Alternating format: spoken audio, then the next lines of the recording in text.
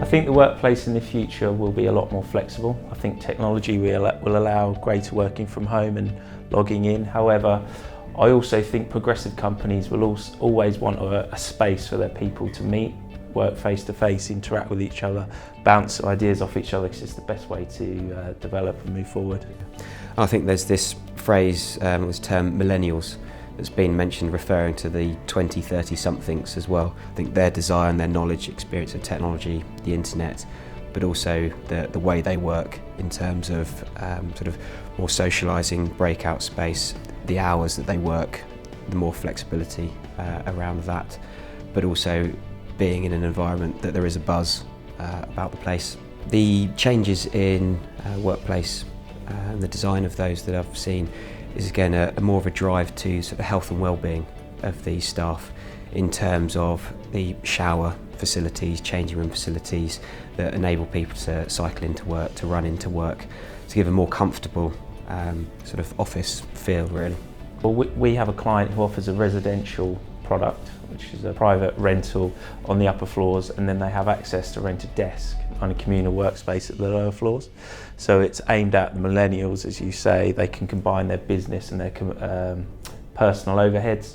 They also don't have the travel costs or the trip into work.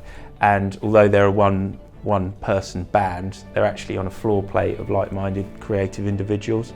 So it's meant to enhance their environment that they can be creative in.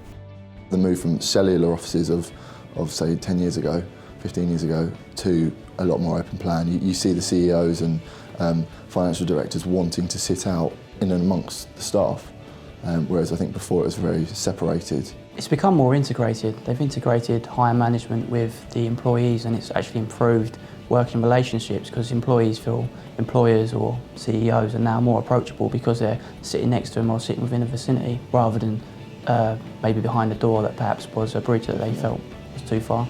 Changes to date that I have witnessed during my career is a move from cellularised to open plan, and then taking that one step further from open plan to agile working, and then where appropriate some clients are implementing hot desking.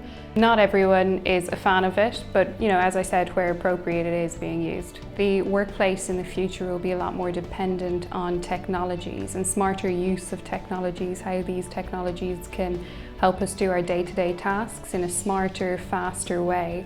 For example, moving from very paper-heavy office to a paperless environment, depending more on cloud-based storage, so we can access these no matter where we are from many different devices.